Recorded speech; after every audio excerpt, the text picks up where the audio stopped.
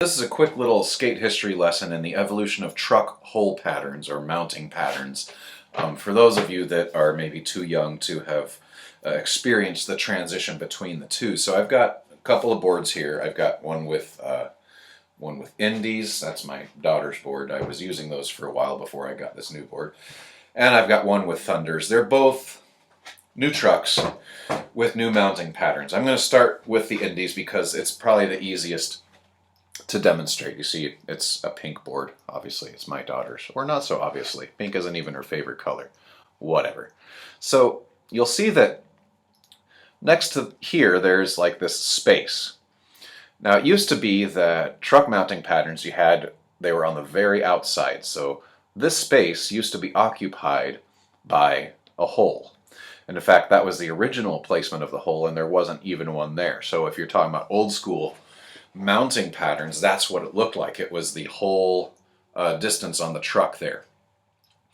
And that worked really well when you had boards that had basically no noses and very, very large wheels that were, in the 60s in terms of millimeters. So something happened, roughly, I would say 1992 is the pivotal year.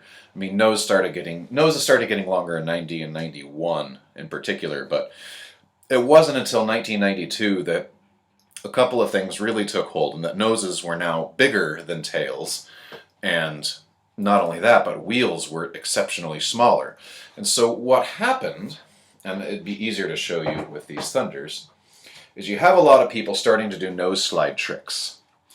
And if you look right here, you can see that you start to slide along the edge of the base plate. Okay, no problem.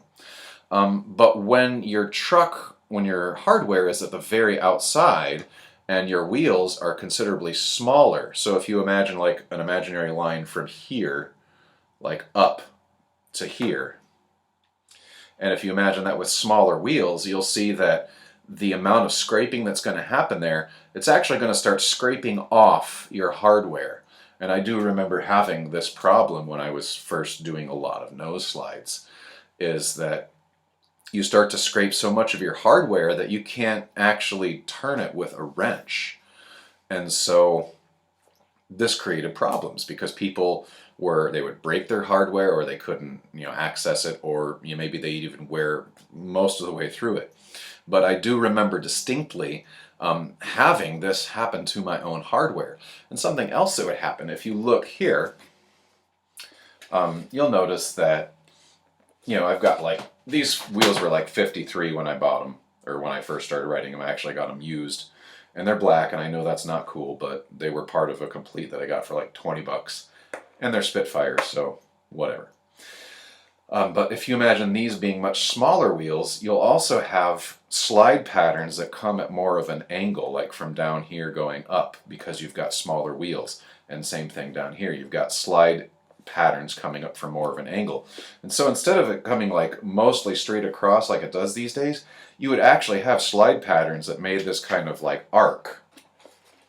And so that was really bad on your front hardware. And so what all the truck companies started to do, and what the deck companies did as well, is they would do two sets of holes, right? These ones here stayed the same.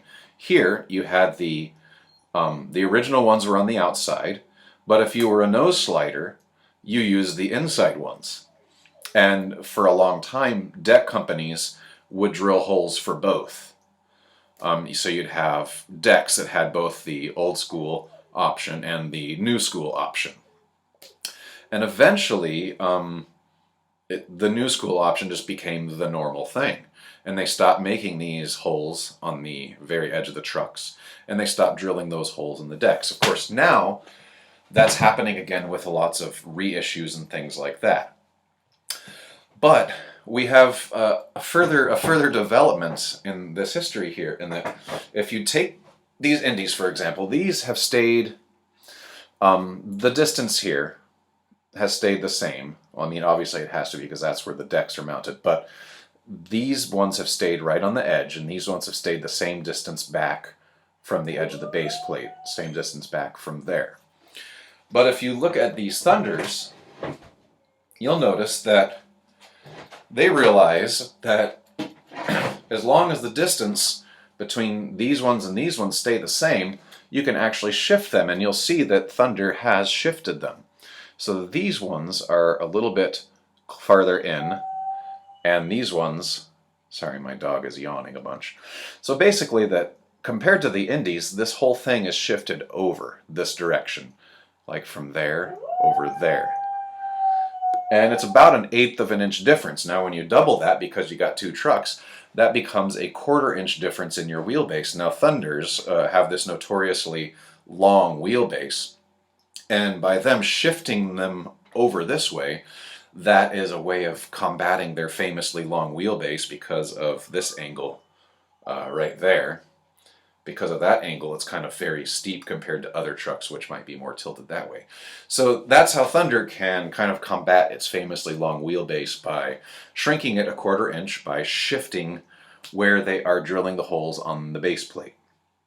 So I thought that was very interesting, and that with these, you couldn't possibly re-drill these with an old school bolt pattern, because you just don't have enough room now. So anyway, that's the brief history on how our bolt patterns changed from being, what we'd call the old school, from here, to new school, which is from here to here, and how some truck companies have kind of kept the original thing, and some have decided to shift it over a bit, because now we don't need that old school distance. But since Indies are such a popular truck on old school decks, I'm sure that they just keep doing that same base plate, and some are drilled old school, some are drilled new school. I don't know. But anyway, fun facts. I'll show you a quick little picture of the first board that I had. It was this SMA Timbrosh Ever Slick, and it had Indies, and it had these little tiny white tablety wheels. The picture I found was actually from the internet. It's not the actual board I had, but it's pretty much exactly the same. And if you look at that, you'll see how you could get that kind of arced nose slide pattern depending on if you're coming front side or back side. And how one could very easily just slide right through your hardware. So there you have it. I hope you learned something new. If not, I hope you were able to tolerate me for this 7.5 minutes.